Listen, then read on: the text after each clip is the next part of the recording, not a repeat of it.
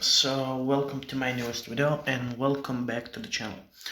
So today we will talk about 5 top things that wargaming actually did that they thought they were good for the game, but actually it made it a lot worse. So let's begin. The first thing is actually the reason number 5 is introducing OP tanks, so overpowered tanks that are nearly broken or completely broken, like E25 or T22 medium, Smasher, anything that you can actually imagine that will be broken. So why is this a bad thing?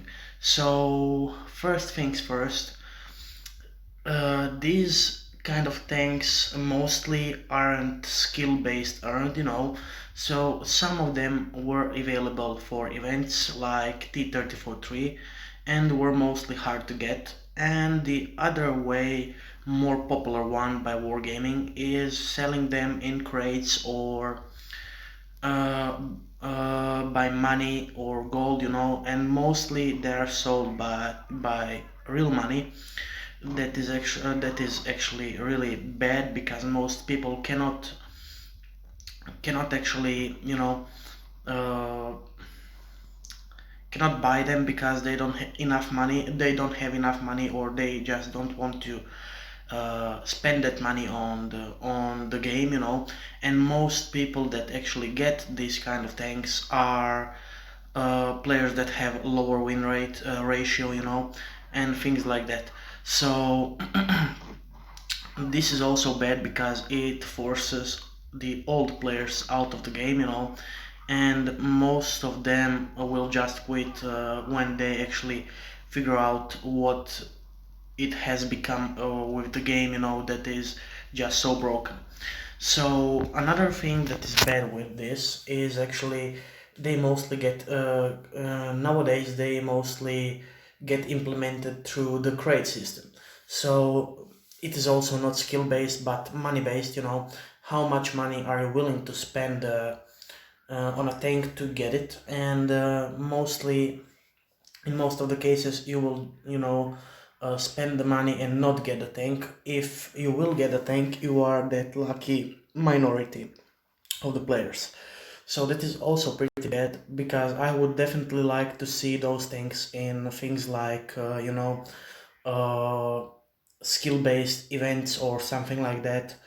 That is not RNG based, but pure skill of the player, because I think I would probably get some of those things, probably not the most broken ones, but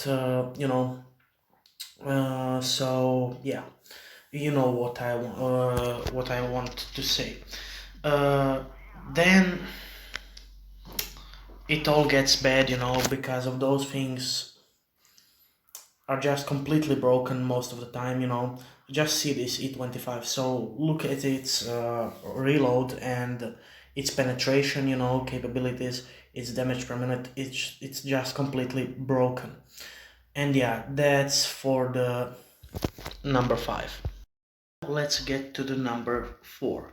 So number 4 is introducing crates. So why is this a bad thing?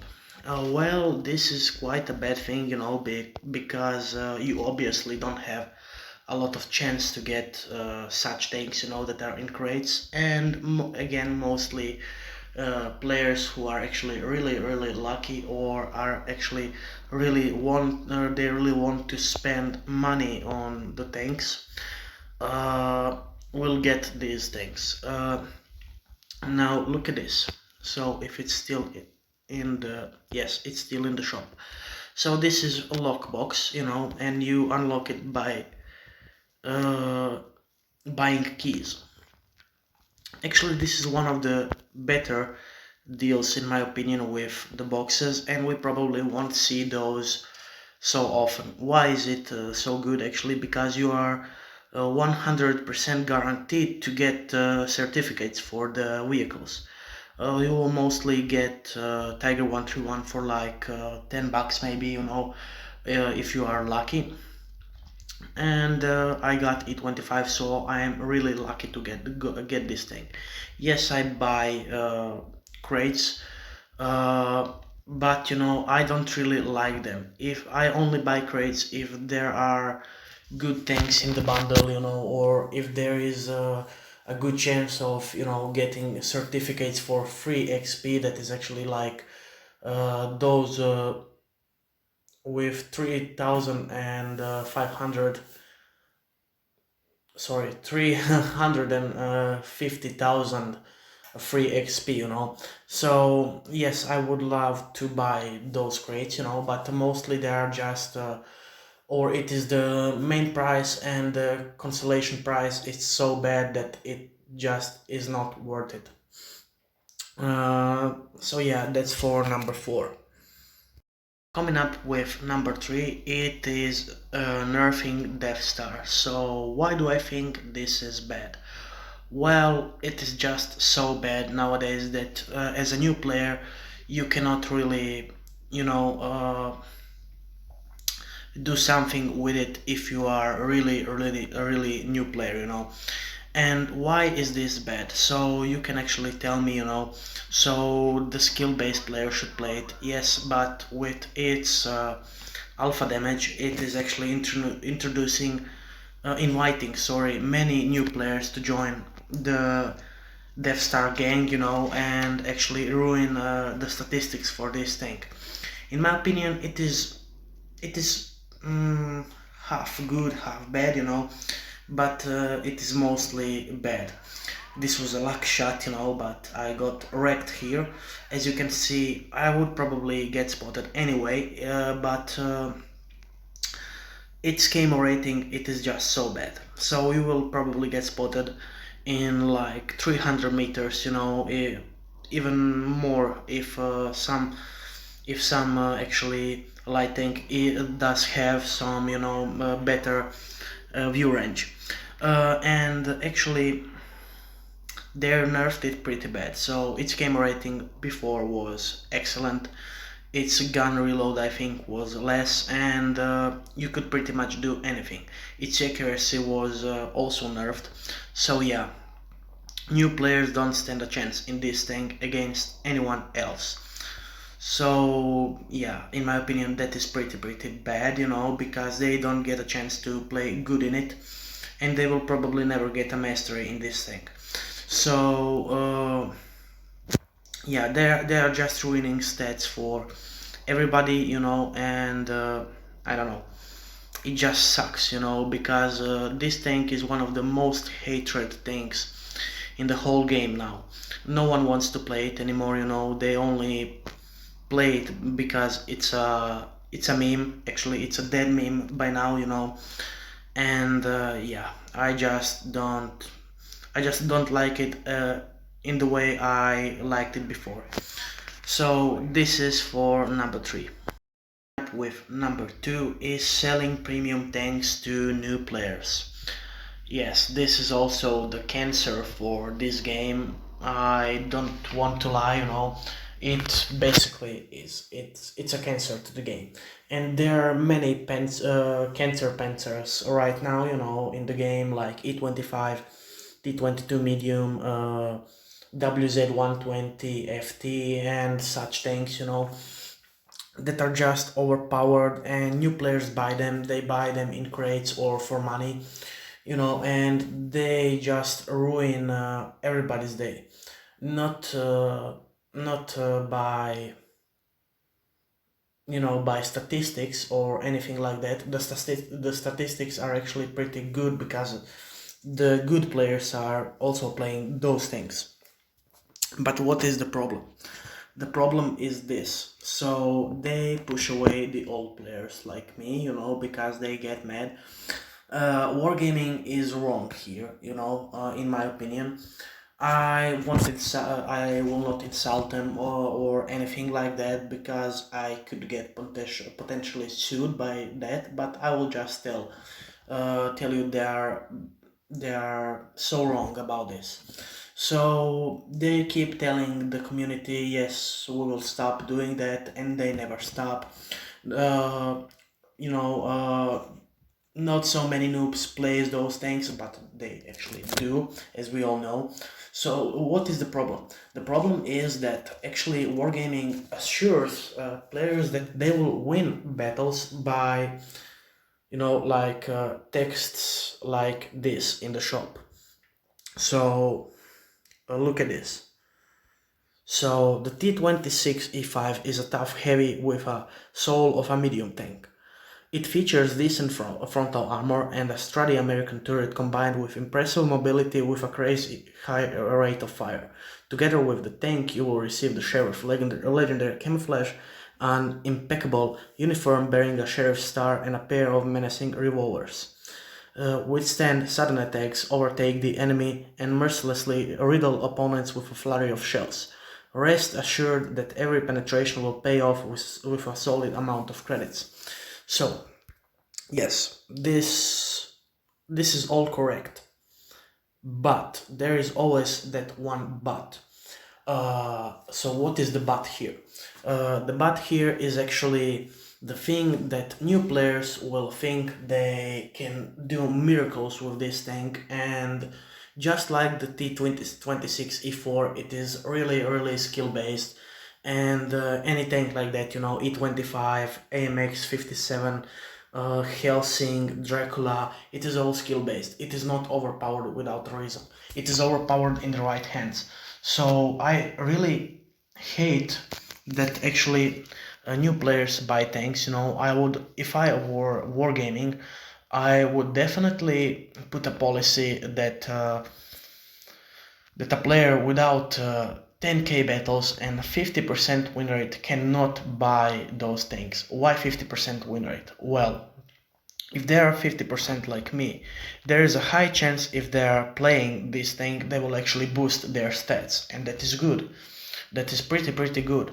And everyone wants to boost their stats. But if they are 43% or 45% players, they will definitely not boost their stats. They will just ruin everybody's day because they don't know how to play, and they don't know how to pull themselves out of the trouble or anything like that. They are also very team dependent players, and yes, they are very terrible players, just to mention. And that's the reason why I would actually restrict those things. Okay, you can buy them, that is all cool, but you cannot play them.